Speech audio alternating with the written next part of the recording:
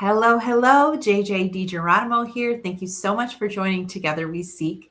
As you know, I love to bring forward practitioners, healers, and energy workers that I've met along my path. And I'm so excited to have Cassandra Shofar with me. Cassandra and I met through a mutual friend, Lori, and I have been to one of Cassandra's retreats, and we have some other things planned here in the future. And I'm so honored to introduce her to all of you. Hi, Cassandra.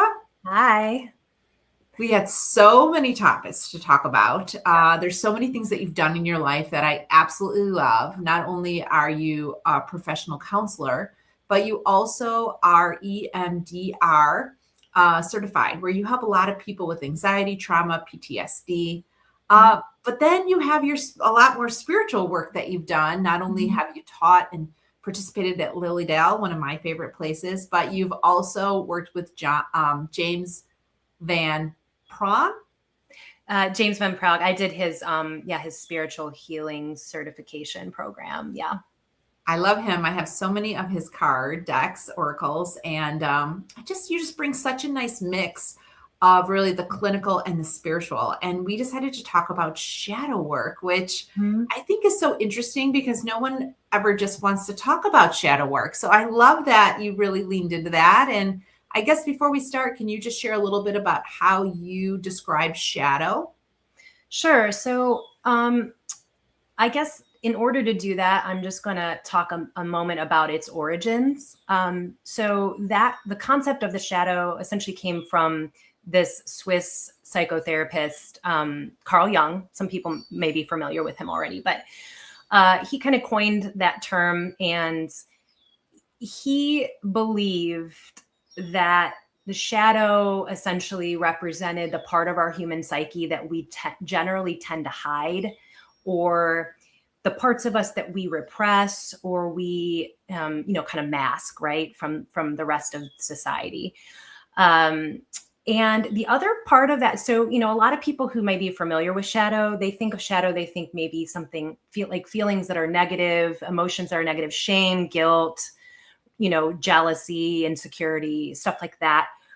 But the shadow also encompasses like desires that we have that we don't express, desires, dreams that we have, things that we wish we could express or that we yearn to experience or express that we, for one way or not, from one reason or another, whether it's, social conditioning, culture, judgments, etc., or fear of judgment, we like kind of hide away or repress. So that's, I guess those are, I agree with Carl Jung on his take on it. Like that's how I view the shadow as well. It's sort of a mix of those things. And, the idea that Carl Jung believed, like, if you can learn to connect with these aspects and integrate them in with the light aspects, the parts that we do express and show to everybody in our world, that then we are living ourselves in a holistic way. Like we're living fully versus only like half of ourselves, essentially. That makes sense. Yeah, so it's not really something that you should push away or hide, but you should actually bring it in, integrate it. Yeah. I think that can be scary to a lot of people. Like, oh no, I don't want to talk about what makes me feel inadequate or insecure. So how do you suggest people start to even talk about their shadows or even recognize their shadows? So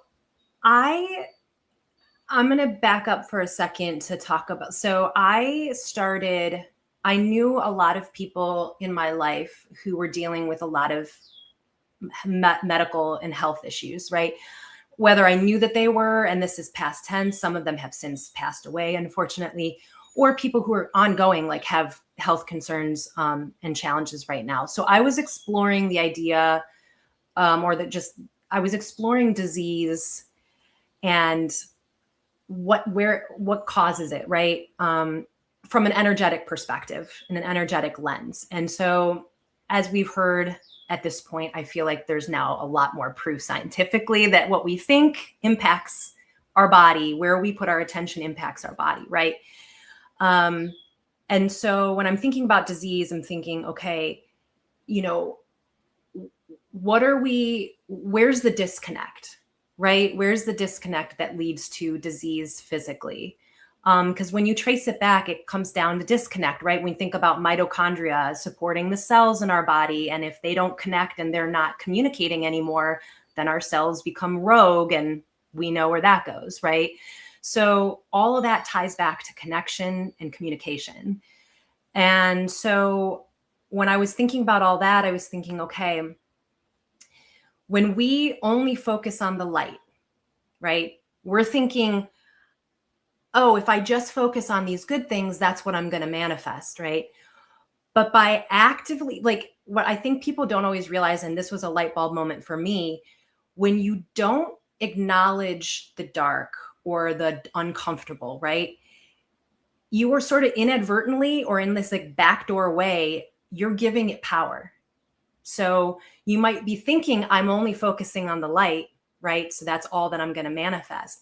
But you're also actively avoiding, whether it's consciously or subconsciously, covertly or overtly, like you're avoiding connecting with these other aspects of yourself, and they're in all of us, right? So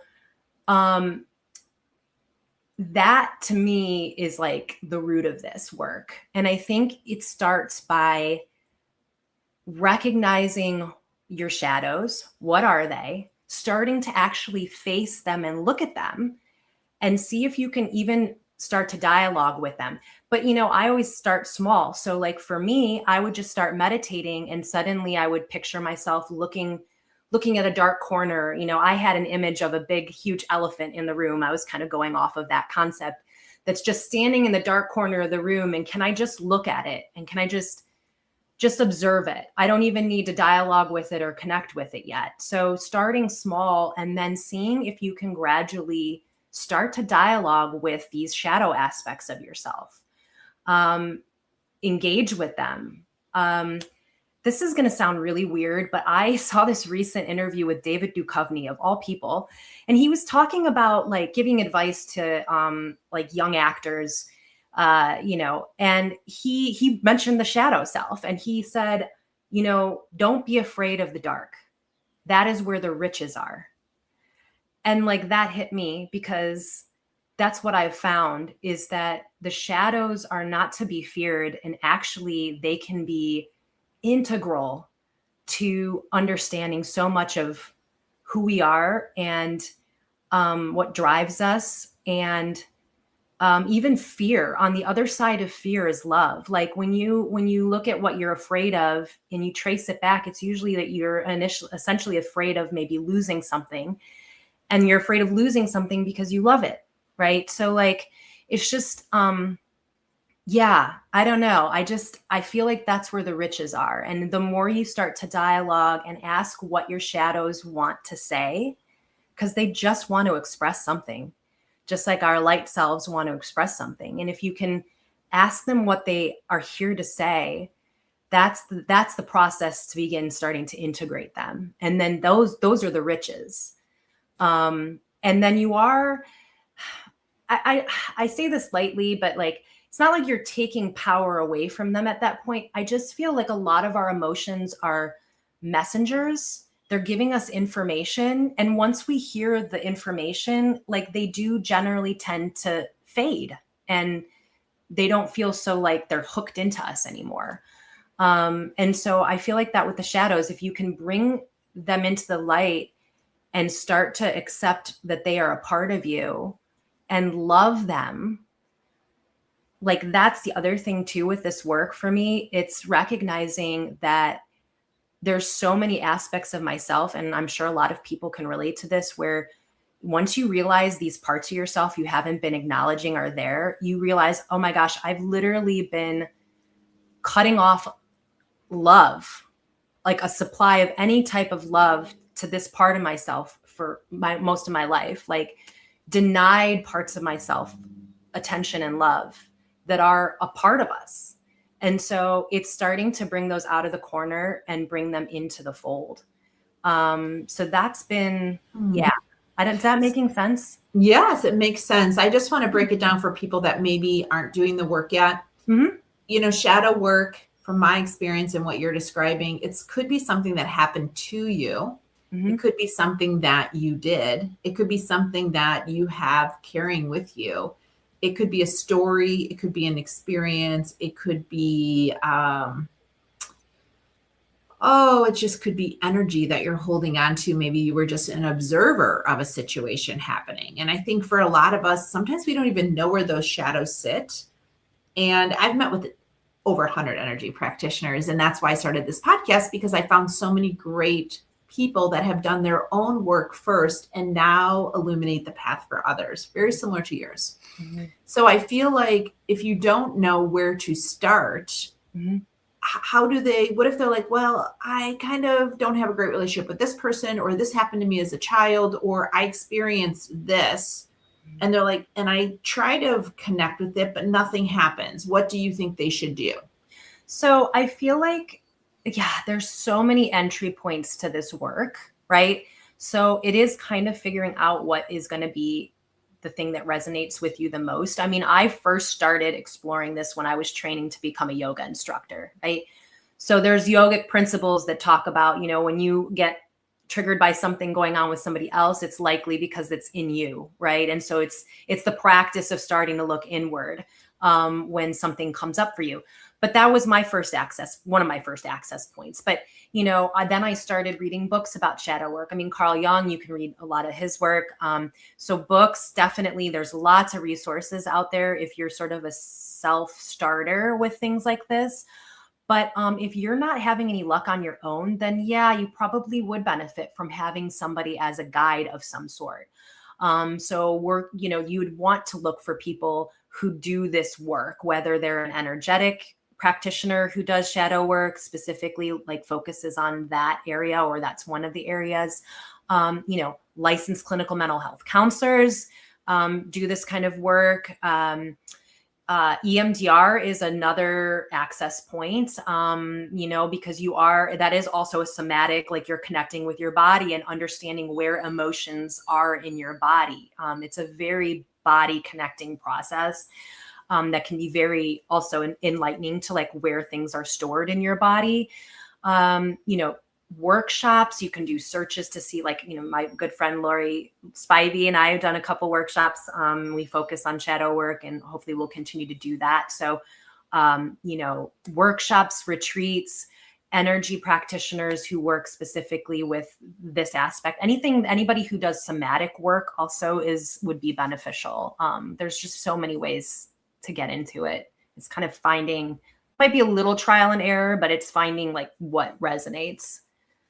I think that's beautiful. And so I'm sure you didn't just wake up one day and be like, okay, I'm going to take all these pieces and parts that I've sort of gathered along my path, certifications, experiences, and I'm going to do shadow work. So like, how does shadow work become front and center for some of the work that you're doing? I think for me, so a friend of mine passed away last year. It felt very unexpected.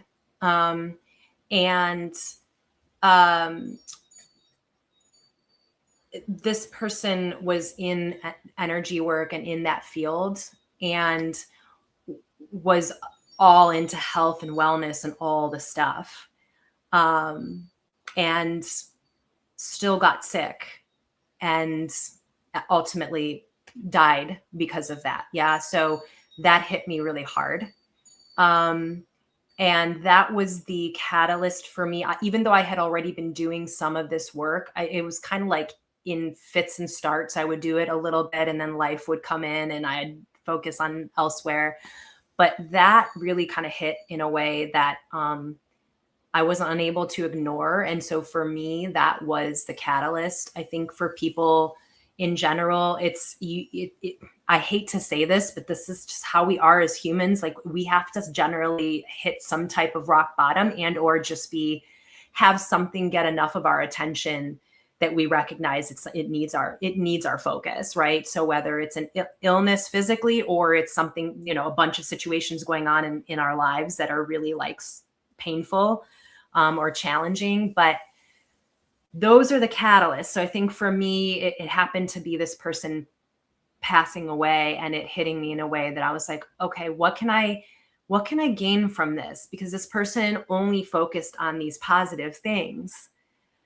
And what's there? Is there something there that I can get and understand? And that's when all this information came in about avoidance and how powerful that can be, if we can only start to connect with the things we've been avoiding, like that might be the true path to wellness or wholeness. Right. So yeah. Powerful. Yeah. Powerful. Tough lesson though. I'm sorry. That's rough to see firsthand, but the lesson that came through is so powerful. Yeah, it was. I mean, I feel like it was maybe when you think about gifts that come from sadness or grief or loss, like that I definitely view as a gift that came from it. Yeah. Yeah, I definitely think the crossroads is step one or phase one of your spiritual awakening. The crossroads provide the doorways, they provide the opportunity. If you don't get too stuck in like this has happened to me, that victim mindset, being able to step back and step out is such a gift to be able to do that. And having people show you how to do that or innately knowing from within is so powerful. And I think it's amazing the work that you're doing. Can you tell us a little bit about how you help people? Because there's so many different people you work with, but I guess what is your sweet spot and when do people call you? So I do wear a lot of different hats. I would say I connect with my yoga students in more of a typical group setting every week, right, when I teach. So that's a little bit more of a lighter way of connecting. But if people want to go deeper, then yes, they can contact me, and we can set up an appointment. And, I do Reiki. I also do like mediumship and tarot readings too, for more of like a guidance perspective or a guidance approach. But one of my other certifications is in holistic psychotherapy. And so that does kind of do some of this work. It does focus on sort of the shadow integration.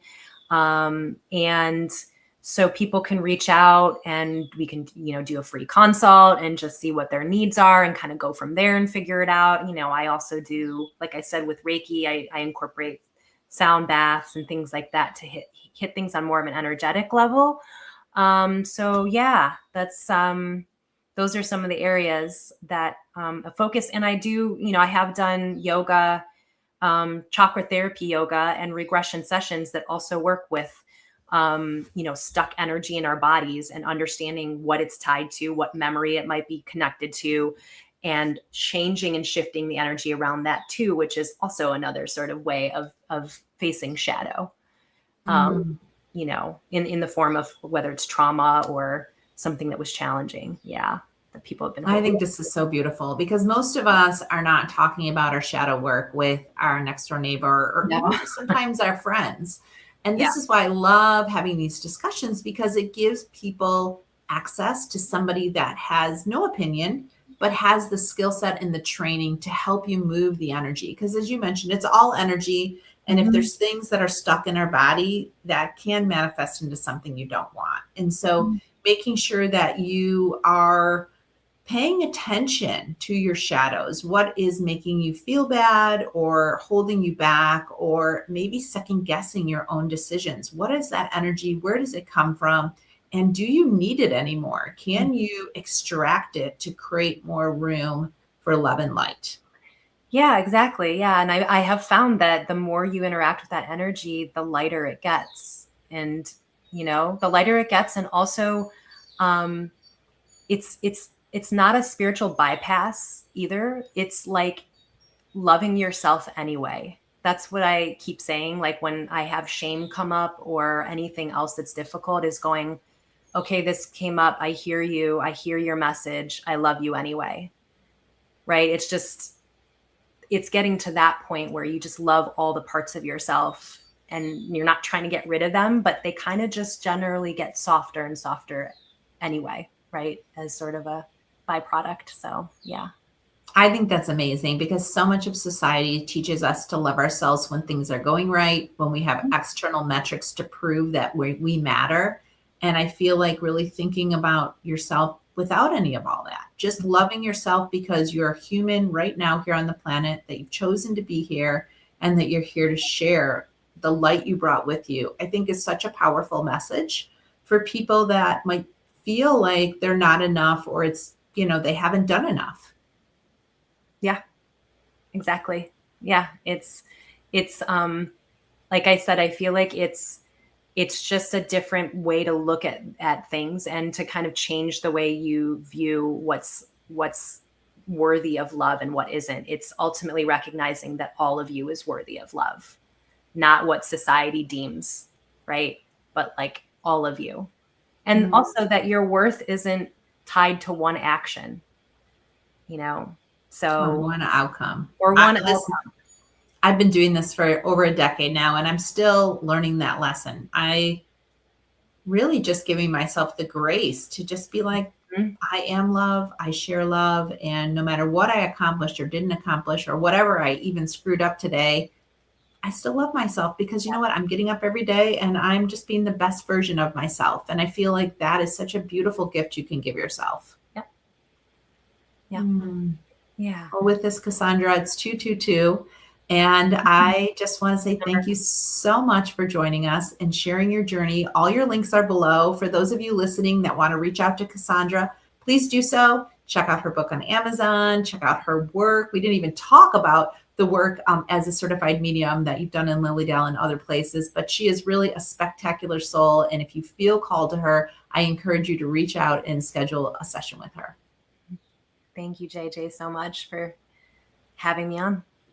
Thank you so much. And for everybody listening, thank you. Take a minute today, later today, tomorrow, to just think about what are your shadows? What are things that are making you feel small or making you feel less than? What are the stories, the experiences, and are you ready to shine light on those shadows? I can encourage you that it's worth it, and it will bring you a lot more inner joy and connection the more you look at all the things that are happening on the inside. So with that, we'll see you here again next time. And thank you for joining Together We Seek podcast. Thank you.